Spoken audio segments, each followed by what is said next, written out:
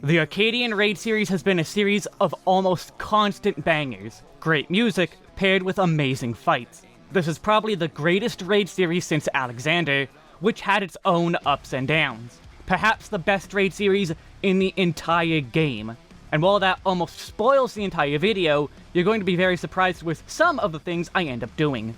This is going to be a fight-by-fight review of the entire Savage Arcadion series. I'll be starting all the way from Black Cat and going up through the final fight in order. I'll be using footage of my clears, all of which have taken place in Party Finder with one exception. I cleared everyone at latest week 2 of the tier, so before we could massively outgear any of them. With this in mind, I will not be basing my opinions of fights based on Party Finder, their ability, or the strats they adopted. If I did, a good few fights would be deep into F tier territory. Looking at you, Blowjob brothers. Speaking of tiers, I'll be using Tier Maker as most YouTube people do. Remember that these are my opinion, but as a manifestation of complete global saturation, my opinions are always correct. Sorry, I don't make the rules. If you enjoy the video, please like, comment, and subscribe. If you hated the video, please do it anyway, because engagement is what makes this website work. Also be sure to check out my other stuff like Blue Sky, Patreon, or my streams on Twitch. Sometimes it's FF14, usually it isn't. Play other video games, they're fun too. But let's move into the video proper. We have our challenger's first opponent, Black Cat. During the first clear, I was raiding with Big Sippin' and a crew put together for that. This is that one exception I mentioned. All re-clears took place in Party Finder though.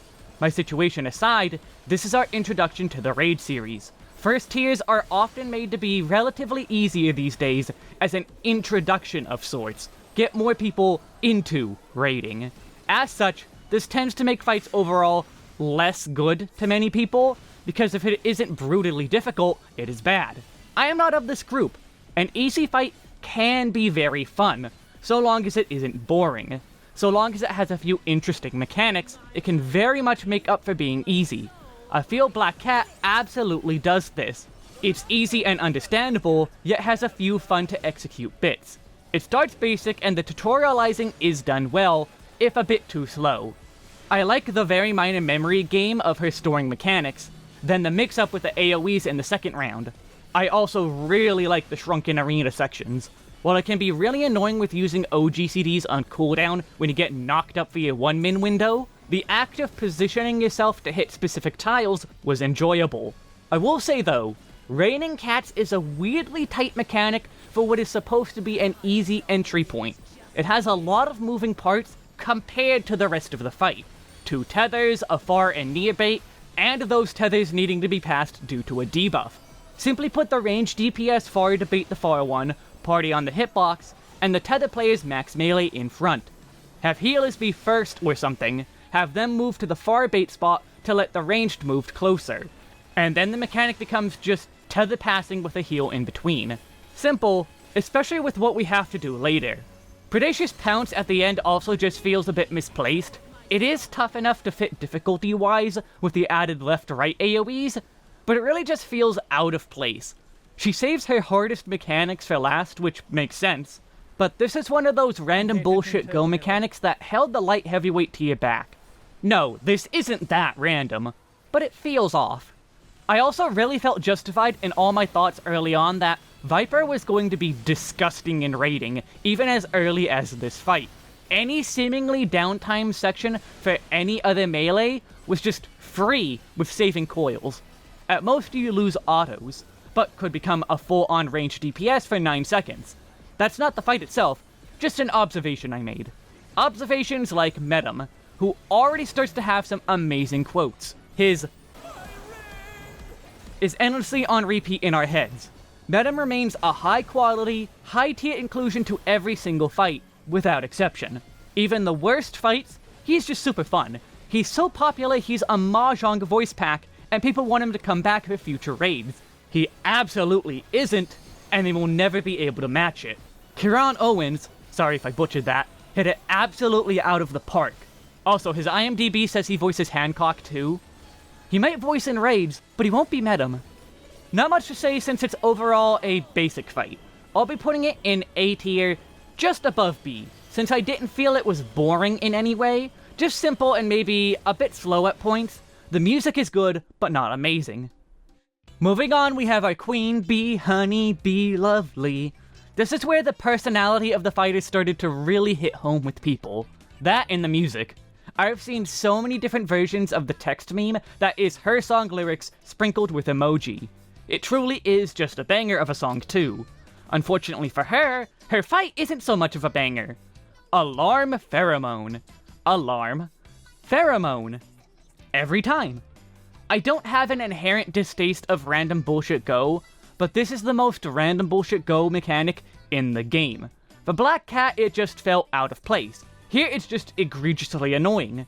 If there is some sort of pattern that exists, I have never been informed of its existence. You had either Mario Kart or YOLO Strat, and neither were particularly consistent.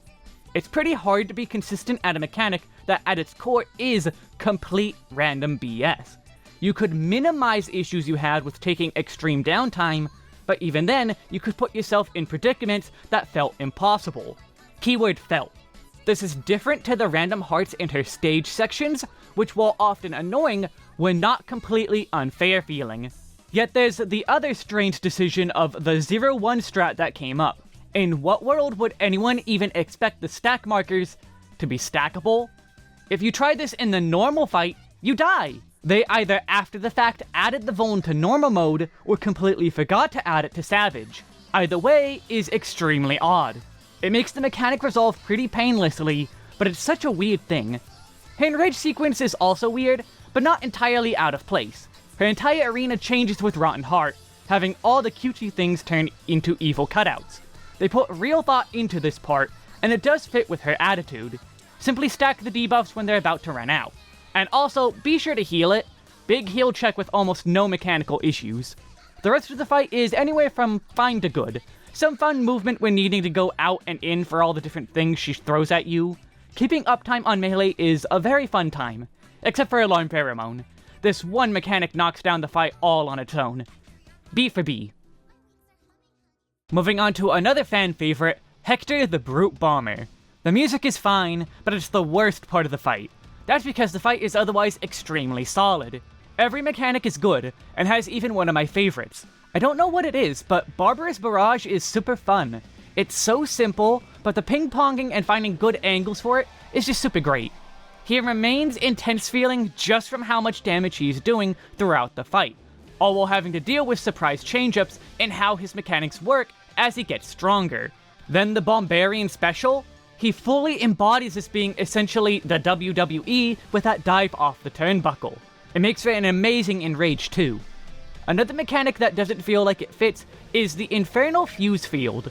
I like it as a mechanic, but for what is mostly a fight of him fighting dirty and roughly, this big macho guy is suddenly stopping to charge a fuse like this? Fuses of Fury is much more in line with his fighting style. Tons of bombs making the tiny arena feel even more cramped. Also, Infernal Spin is a lot at once, but such a simple and clean solution. It was a fight that was easy to mess up, but really solid overall. Like I said, it's only an alright music track at worst, but a solid fight. A tier for sure. The finale of our first tier is Wicked Thunder. They tried something a bit different with this one, with only half of the fight being her normal form, yet not having to meet a DPS check to see the second half.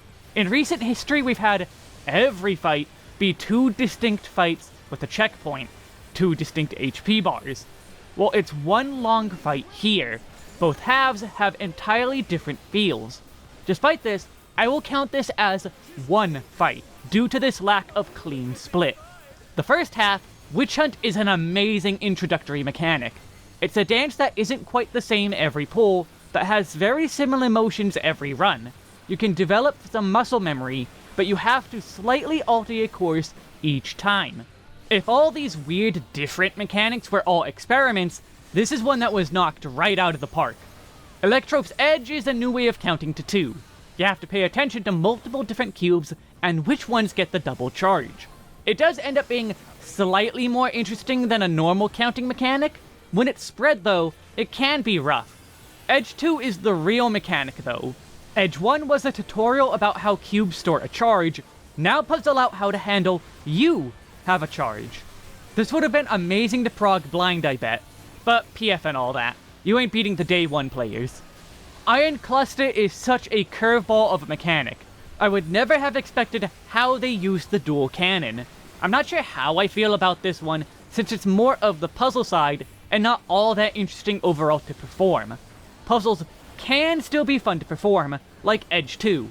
I don't hate it, but I don't feel particularly invested in it either. Onto her Enrage for the first half of the fight. I still absolutely love how the music fades out as she gives in, and then the new track starts up. This is how you tie music to a fight. The stakes rise as she gives herself up, and the mechanics start simply enough. Then, as the random roll AoEs hit into wild charges, the music kicks into full gear for the blast. It's absolutely a banger of a moment.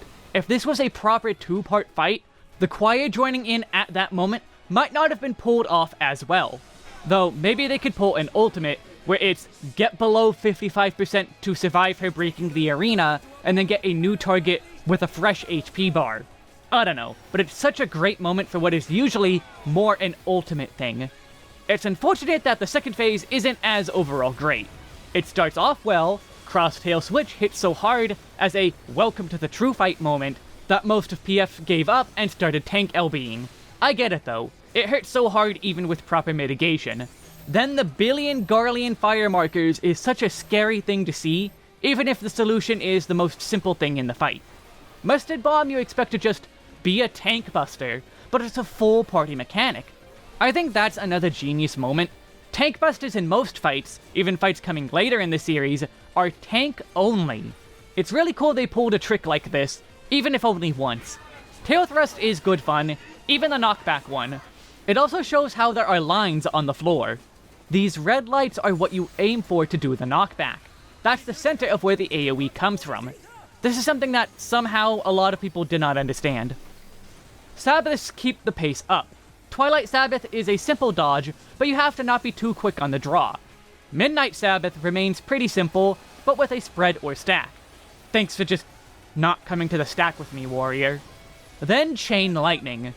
This is a really rude mechanic to put in a 2-minute window, especially on something like Dragoon. It's a good mechanic though, memorizing an order while also remembering the order of a stored tail thrust. Stacking memorizing can be fun on occasion, but it's overall still simple. Sunrise Sabbath, meanwhile, I hate this mechanic. Even if Party Finder wasn't extremely stupid and didn't understand how angles work, get closer to the clone, it's easier that way. No, it's not. You have to be near your clone by nature of the mechanic, but shoving your face into her legs is not the solution. Here's a picture of how angles actually work. It means it's more precise the closer you get. You have to find a balance, not get closer and closer. Just point the fucking gun away. Anyway, even with that in mind, I'm just not a fan of the mechanic. These lasers are needlessly huge, even if it isn't as precise as PF makes it feel. They coped with Uptime Sunrise instead of just trying to do it. I coped with just not liking the actual doing of the mechanic. Getting a downtime position wasn't even the problem. I'm okay with that. Then the Enrage sequence of Sword Quiver is cool. It's just a bit weird with how there's a bit of a pause between uses. You'd think they would be quicker than that. But again, it's a starting tier, so even the final fight is going to have some concessions. Overall though, I think the two halves balance out. The first half is amazing with the second half just being good at best. I hesitate to only put it in B tier, so let's put it in A tier. It's a good first finale. And no, Pictomancy being OP for the tier is not a problem with the tier. It has an effect on how you interact with it, but the fix involves no work on the actual fights. So this is where we're at right now. A solid first tier with some weird decisions. It feels like experimenting in hindsight. Yet further in hindsight, it becomes clear that experimentation was worth it. The coming tiers destroy this first one. Let's see how with Cruiserweight. We have Dancing Green to start. D tier, destroys the first tier by being so bad. Sugar Riot, meanwhile, is such an unexpected fight. Okay, you probably want to know why I put Dancing Green so low. The reasons are that absolutely all of it is boring. His music, his mechanics, all of it. He does the exact opposite of what Wicked Thunder did. He simply stops the music to do sound effects before skipping to a different part of the track. There's a huge difference between timing a fight to the music and making the music a bitch in a very poor and boring way. Wicked Thunder faded out the track once to swap to the new track, then was timing all the way through the transition. Dancing Green constantly interrupts it for SFX.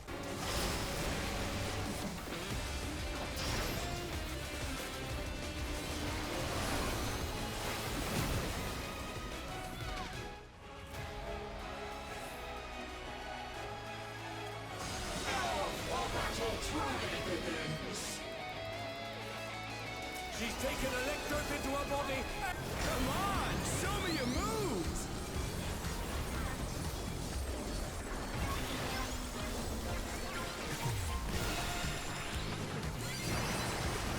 The only mechanic I feel I actively really enjoy is Arcadion Night Fever, the debuff sharing bit notwithstanding. I do it right, as you can see, and everyone else just doesn't. It's cool to encourage people to do mechanics right with LB gen and damage up buffs, but also annoying that I could do it right and I lose it. But hey, body checks be body checks or such. The rest of it doesn't feel like anything new or unique. I guess the tile mechanics are new-ish, different than just alternating conals. It's alternating tiles, I guess. And the enrage also just fine, maybe. So yeah, D for disco. Which also may be saying I dislike disco. No, I like disco. I dislike disco done poorly like it was done here. But like, I feel like I understand the song better than most, since people didn't even realize there were lyrics in this. They needed the Primals version for it. Which also people have said to me, oh, but the Primals version is so good. How can you dislike the music in this fight? Yeah, that's the Primals version. Is the Primals version playing here? No. Then I don't care about the Primals version. It's an entirely different track that is not being used here. Anyway, on to better fights, like Sugar Riot. I'm sure this fight's music puts a lot of people off, but I actually ended up vibing to it. Especially when I make up my own lyrics. Do not tell me that it does not sound like the lyrics go, Rufus Puffs, there. Well, you can't convince me of anything else. The fight itself, I feel, uses the mechanics in fun ways. It uses each of the different arena changes in a good, fun way, while having a basic set of mechanics that are fun. I feel the cacti in the desert section shows random done right. There's 4 patterns, but it seems completely and totally random. But even if it was just completely random, only so many spaces at once. You know exactly where the AoEs would be before they fully grow. Alarm, you only know where the AoE will be until it's way too late. It's great we have North Cactus strat, but it would be doable with more randomness. But of course, I'm mostly glossing over mechanics to rush to the main event. Ads. The last time we had a proper ads fight was Alexander. I would say A2 even. Sure, A12 had the waves of judge enemies, but when you compare the feel of A2 to the ads of A12, it's night and day. This is the main attraction because it's just so damn hard. Very tight and hard to optimize DPS check, ads that hit so damn hard, and a whole bunch of mechanics thrown at the same time. Sure, your role might only have one specific extra mechanic, like ranged being on the raise, but that role is super key while still doing damage enough to keep up with the multiple hard enrages the ads have. There is no falling behind and coming back when one mins come up. You have to kill it all. It's chaos incarnate without any bit of randomness beyond damage variance.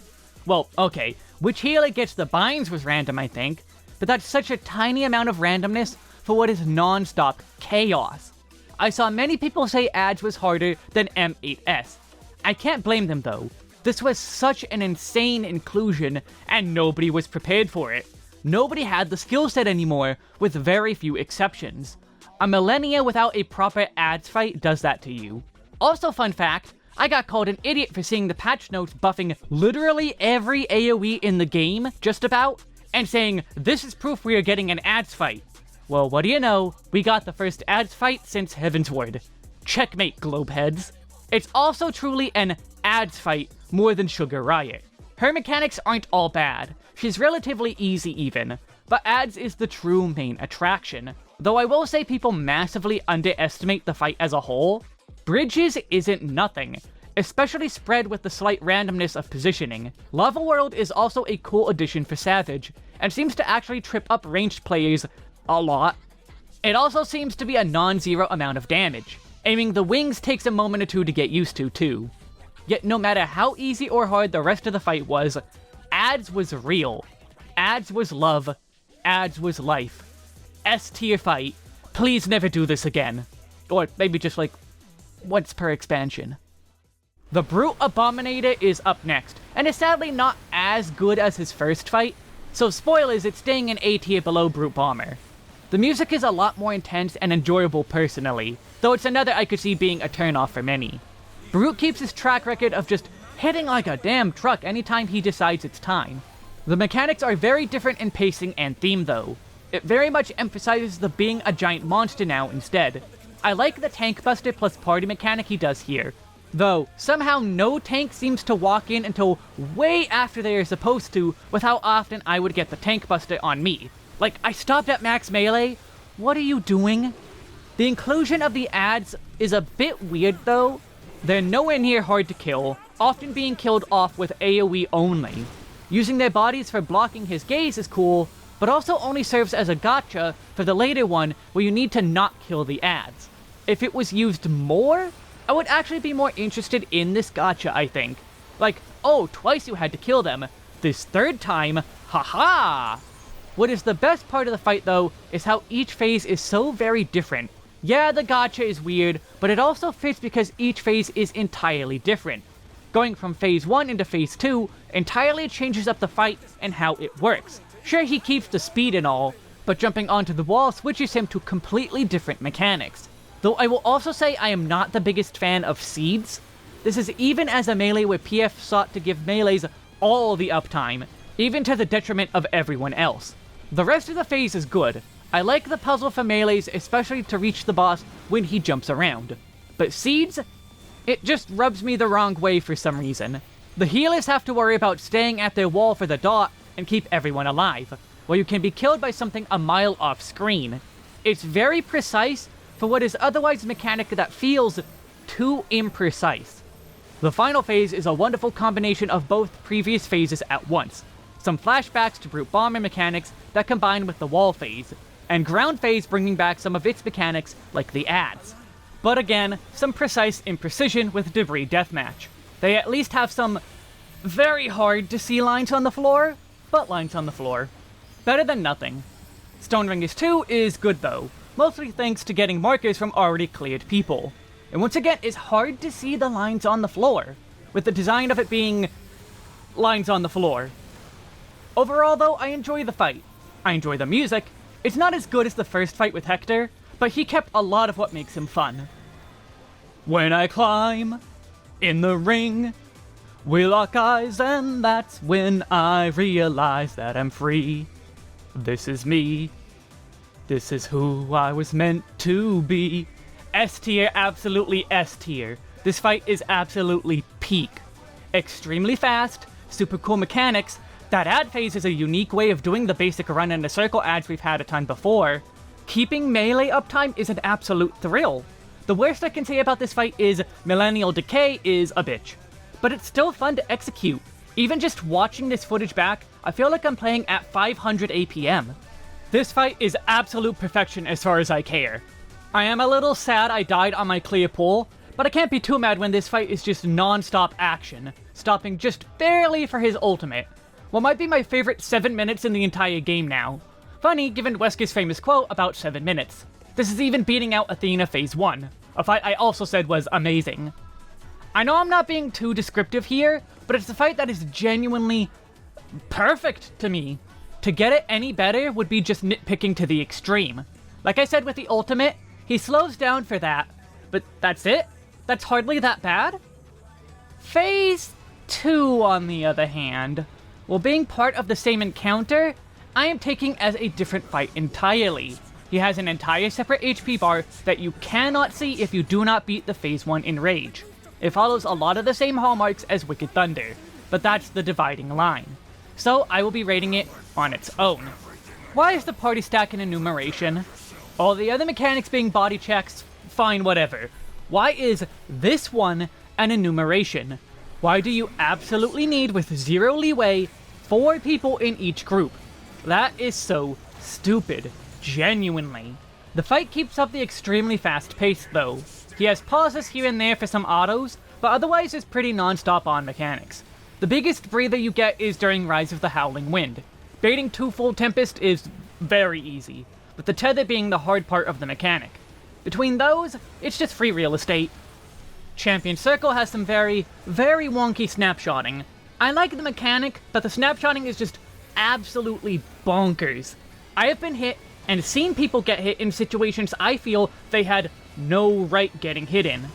Then we have Rise of the Hunter's Blade. More a puzzle mechanic than one you have to solve for the most part. The real challenge is remembering which group you're in for the conga line right after. The solution isn't very satisfying to perform, maybe figuring it out was. Even if it was, a good puzzle fight feels good to perform after. The Enrage is sick though. It hits hard, is butt-clenching, and is exciting watching as he destroys our platforms one by one. The closer you get to Enrage, the more exciting it gets. Most Enrages are intense in a way of, oh no, not the Enrage. This one is, come on, let's go, push it! Oh, and the music isn't as good as Phase 1, so it merely goes into A or B tier. I think I lean A tier. Low A though. A massive improvement over the first tier, Dancing Green aside. The final tier of the heavyweight is next, and keeps the pace for the most part. Starting off, we have Vamp Fatale, whose name is so unoriginal, I just keep removing the pun and calling her Femme Fatale. Not only is her name boring, her fight is too. Once again, the first fight of the tier is the worst one. She's not nearly as bad as Dancing Green though. I at least sometimes catch myself humming her music. Her mechanics are such a weird mishmash. The bats are more annoying than they are fun. Getting good uptime in this is essentially only feasible for statics. I grade the insta-pop because I have no fear. But after that, I have fear because I can't count on the other players to have any specific way of popping it. Then we're already into the first ad phase, which is nothing. It's some very, very basic dodging. More basic than even Black Cat's most basic attacks. Just kind of a waste of time. Even healing this, you don't do anything. Trust people to not get run over, spam DPS. Hell, Scala even just eats the Kirby here because there's literally no reason not to. It's free damage. There is no risk versus reward.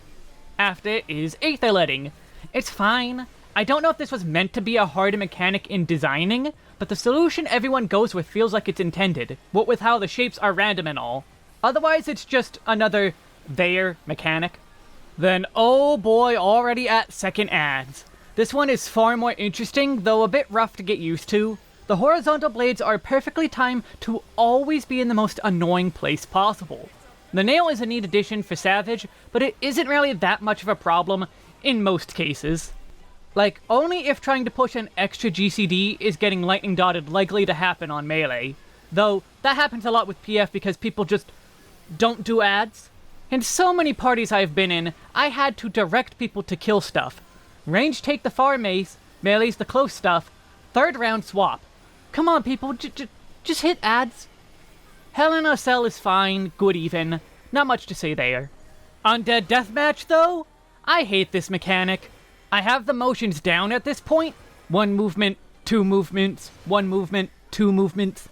But it's just absolutely a pain in the ass more than anything.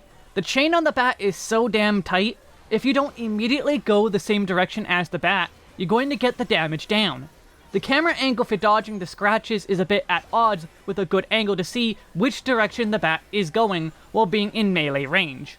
It's doable, but not comfy. Sanguine Scratch is there specifically just for time filler. It's the same as Undead Deathmatch, but without the bat. No real point there. But then we have Enrage. The most interesting part of this fight is the fact that failures buff her, much like Honey Bee. Honey was a far more interesting one personally. Healing Honey is such huge consequence. Vamp getting a damage up is only a worry for the whole party if you get hit by 4 of them. Then her mechanics get supercharged, but only her kicks and Tank Buster. Super missed opportunity there. Why not make it even more like TWR and Awakening the Primals? Make more of her attacks become more difficult. If, say, Hell in a Cell is actually tougher, I certainly can't tell. Even healing the fight, I couldn't tell. It's just so nothing. It would be really interesting inclusion if they went further. Now it's only simply the most interesting part, where the bar is low. B for Bat. Twink 182 starts the rest of the tier with a huge bang. I feel they kept the introductory sequence short, but it could have been shorter. I do like the sliding into people with the fireboard. I'm more surprised that they only do it once. It also sets a precedent people don't quite feel they went with. People expected the fight to involve doing mechanics with a progressively smaller and smaller arena, with mechanics from Lava Girl being placed well to keep things going. They do this. Snaking and Arena Split are quite exactly that. People wanted it to go further, though, which I can't exactly say they're wrong for such a request. It would have been extremely interesting to see how far they could push it. I don't think what we got is really a disappointment or anything, though. It's good stuff, but could be faster at times. Insane Air is the main issue of speed. Snaking and Arena Split are great and challenging for a second fight. Both instances of Insane Air are just too slow, though. Well, the first one's speed is fine, but the second one is slower to account for the extra mechanics. I think if the second needs to be slower, the first one should be faster. The speed of the first Insane Air should be how fast the second one resolves. Instead, you just have infinite time. The tutorial is over, don't hold back. It fools me every time with how they take forever to cast. I think the ad phase is pretty good. I like the idea of taking two people of your choice out of the mechanic, letting you throw the Black Mage in there to just destroy everything. Well, one thing. Holding 2 mins throws people off hardcore. The check wasn't very tough even week 1, but the pace of the mechanic is high enough that the lower check is fine. The final mechanic is also fine, but it's kinda weird it's this late in. I feel this should have been after the bubble, not after Insane Air 2. Try and trick you into wasting your mitt before the real mechanic. Though maybe bubble does that enough. It's not really that tough to heal, and most you have to watch when the mage or range gets targeted, since they always seem to get hit way harder than anyone else. Get a white mage and they just solo heal it. Lilies and heal bush are all you need there. Other than that, this tier has been horrible in PF. I've seen such insane stuff. Prog lying and passports are so rampant that the creator of Tombstone was pushed to make changes to it. Or at least consider it. I don't actually know if they are going through with it. M10S is where the real problems begin with that. My number one example of this isn't snaking or Arena Split. No. My example of PF being absolutely dumb is the first wave. Yes, when Waterboy is solo, nobody cheats toward the boss when it's stacked. All 8 players can be in melee range the moment the stacks go out. Nobody attempts to be so. This isn't even a melee optimization thing. It's a benefit for everyone. The clock spot Proteans are right after. Why is everyone insisting on stacking absolutely as far away as possible from where the boss will land? It's free. It's free. It came with your fucking Xbox. But yeah, no. Having 0 people stacked with me when the healer is the stack target is just insane to me. Overall though, for all my problems with the fight, much of it feels like nitpicking. I have a very fun time every time. So while they're numerous, I only will knock it down into A tier. Moving on, we have the grand champion that is the Tyrant. I like the part where he says it's tyranny time and tyranny all over the place. People really meme on everything being weapons prog, but weapons is probably the fastest mechanic of the tier.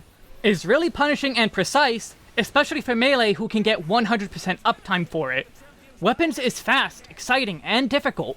More difficult than Orbital at least, yet I see people beefing it to that all the time. It doesn't help people adopted the brain dead strat that is far harder to execute than just basic movements. I always doubt myself that I'm in the right spot because everyone will be standing in the least safe spot in the arena, but then nope, I was right. I can see people's complaints that it takes too long for the fight to get going, since it's big weapon, weapons, weapons, dance, big weapon, weapons, then he finally starts doing new stuff. But like, again, that is the hardest part of the fight, I would argue. Meteor drops are really fun to execute. Flatliner is extremely scary but has some cool uptime tech. See the tower? These two shapes. Stand between them. You will land in melee range on the other side every time. It's not even precise. Stampede is also scary but fun to execute. Though now that we have static Stampede, it's kinda just free for melee now. Offloaded all of the responsibility to the ranged jobs. His Enrage is fine. It could have been more interesting to do though. I guess him just going insane with damage is in character at least. People compare this to Winged Justice, but just... no? This is absolutely nothing like J-Waves. J-Waves are a soft Enrage that is actually scary. This is just hard-hitting stack damage. Even doing tank party, the last power doesn't even hurt that much. I gotta keep it in S tier though. I love this fight, it's super fun. A treat to go through every week. Moving into our final raid for the expansion, we have a fully fledged two-parter. 2 halves and everything. This first half's music is expertly composed by Tom Morello and Beartooth, aka the closest thing you could get to a Rage Against the Machine collab. A fact that, to nobody's surprise, upset the playing transphobic wizard game is morally good crowd. By default, this fight gets an S rank for that fact alone. Never let the ops win. As for the fight itself, it's surprisingly slow. It's quite a long time between the Fixer and the start of Mortal. Then Mortal resolves really slowly. Maybe it was so people would have MIT, since everything in this fight hits so damn hard. This is absolutely a MIT and heal check fight, doing far more than even the Tyrant was doing. Stuff I fear in Tyrant still hits softer than the basic Fixer casts. Mortal itself, meanwhile, is a little surprising with it having both tanks on the same side. You'd have expected it could be either, and make it conga line setup with flexes. Otherwise, it's a fine intro mechanic. This too hits really hard, but only needs the most basic mid at most. Act 1 is up, and is the first thing that actually hits hard. Which is funny that this is what qualifies for hitting hard, when everything is above the Tyrant. It's definitely the most basic part of the fight though. Have set spread spots and a single stack spot. The random gore plus tank busters is a bit more interesting, though invoting it away ends up being the solution. Act 2 is the part of the fight that doesn't hurt at all. It's pure mechanics, and I do like what they did with the Cruel Coil. It's interesting to need to stay inside of the coil for resolving mechanics. It's simple to resolve, but there seems to be a lot of ways people get confused. Those of us who have done T and such have a lot of experience in this kind of mechanic though. The most dangerous part is running people over. It's good that it's not just solve the mechanic, and there's some form of danger. If you cross the opening as an alpha leaves, well, you killed yourself. Good job, idiot. I'm glad for this.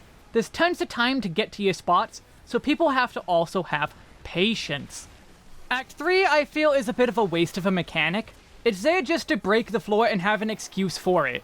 I'm most surprised that there is no knockback goop. The tower goop replaces it. Or maybe the arm knockbacks in Splattershed is meant to be the knockback goop? It's also hard to read sometimes. The platforms get destroyed in a bigger area than you would expect, so you need to cheat toward the middle of your platform more than you would expect. Even more surprising is how this mechanic relates to Phase 2. Idyllic Dream is non-stop uptime despite how much goes on there. This is a full downtime mechanic, though I guess reasoning it out as I type this, it's too random to be an uptime mechanic. You could get all 4 melee needing to take downtime spots, just from the random choosing of who gets which towers. Curtain Call is a lot at once. It starts off the same as Act 1, but instead of a stack, 4 people have to get hit by the dragon head. I'm surprised this too only happens once. They do it again in Phase 2, but with some slight changes. Yet again, it's only once. With the idea of putting gore on us, multiple times wouldn't have been a surprise. I don't have a problem with it, just it's notable. It technically is iterating on the mechanics. Mortal coming back is also kind of fine to me. I guess it's another situation of wanting the fight to be longer, or line up better, and they felt one more mechanic wouldn't fit. It's not changed at all, like with Act 1 becoming Curtain Call. Splattershed is very simple, but spooky the first times you see it. The resolution of the arms come out so slow, but slow enough that you have all the time in the world to doubt you read them correctly. The main issue is making sure you spread out enough to see which side you need to go to. Overall, I'm surprised how simple this fight is. Like, they had the ideas for Phase 2 first and didn't want to make this part too hard. It isn't completely free, but beyond the mid check, it's a step down in difficulty. All the more reason I think they tried to balance it out. They did succeed in that aspect, but I'm unsure if it's something they should have tried for. That's because Lindwurm Phase 2 is such a huge event of a fight. The Lindwurm transforms into a humanoid form, while at the same time destroying the Arcadion as a whole. The fiery ruins in the background. A complete rejection of the whole president being good part of the story, because the fans of the Arcadion don't know. What we as the players wanted, because fuck Vince McMahon, and all of those who do real stuff like this to the real-life wrestlers of the WWE. Spend 2 seconds researching him, and soul necrosis would be the nicest thing he's done. Anyway, burn it down. This is now a battle beyond the silly little script. A battle beyond this dimension. This is essentially a battle with only 3 major mechanics, and also blood mana is there. But boy are they mechanics. A large part is that this is a puzzle fight, but performing them is not a guarantee, and they are fun to do. Rep 1 is good and simple. A first rep in an exercise. Dodging the cones if you're in the splash zone can be a surprise, and finding your clone requires quick eyesight. Rep 2, the puzzle difficulty takes a triple increase. This is another mechanic that I would have loved to figure out blindly, just because it's such a good follow-up. Rep 1 introduces clones, Rep 2 introduces player clones, and then later Idyllic is your final exam. It has precise-ish positioning, execution, and a goddamn 2-minute window. That's so mean! Force downtime unless you hold, but 0-1 GCD instead gives 1-min jobs some extra burst at the end. It's a lot of moving parts and exciting to perform. Meanwhile, let me also complain about Banana Codex. I've cleared with Banana Codex. I hate it. This is also on Scholar, not Dragoon. The supposed less movement strat is super annoying and scary. It's week 6 and you're suddenly trying to change to a worse strat for 1 extra GCD? Can we not? Oh, and adding in this paragraph later, I've seen more reason to hate this strat. If someone dies to positioning wrong to the near-far mechanic, guess what's probably happening? You wipe. You have to raise super fast, I think it might not even be possible, or one of the stack people gets the cone. So, someone has to submit themselves to an extra death, and be the only one to have that idea. You can survive a 3-stack easily, especially if there's decent mit. You can't survive the cone. Guess what doesn't happen in DN? This problem. People die to Firefall Splash, they're the only ones who die. This is Party Finder we're talking about. Expecting them to just not die isn't a valid strategy, especially when the option we were already doing didn't have this danger. Blood mana! Why does this exist? Is it just because of the inclusion of the get hit gore part? It might even just be an excuse to make your next 2-minute window during the resolving portion of Idyllic Dream. Which, let's be real, that's insanely rude, and very possible what they went for. Idyllic Dream, though? I don't agree at all that this is a frou mechanic, but it's absolutely genius. It's very, very readable, but so overwhelming and scary, you feel like a genius. Again, I wish I had the time and group to do this week 1 and blind. This is the memory check to end all memory checks. You only have a few things to remember, and you are given so much time to internalize it. And forget it. But also it adds new stuff to remember while doing the other things. If Idyllic is a look into the things to come in future, the future is bright as hell. The Enrage is also cool as hell. I'm surprised there's only 2 mitigated raid wides. Imagine if the third one was livable with tons of mitigation, and then there's one more group of clones. Just so many clones there's no visibility left in the arena. Would give us more 1-min window, but the actual hilarity of it, nuked out of existence from 32 clones. This is the final rankings of these fights. I had such a fun time with this raid series, even with tons of PF issues here and there. I'm so glad I was here for these raids, because they are almost, for sure, the best in the game. I had a few hot takes in here, and I'm sure you want to rush to write comments about how wrong I am. Well, I don't care! But write them anyway. Engagement feeds the algorithm, and I like them view counts going up. Everyone must learn of my objectively correct opinions. If you enjoyed this video, or if you didn't, rate, comment, and subscribe anyway.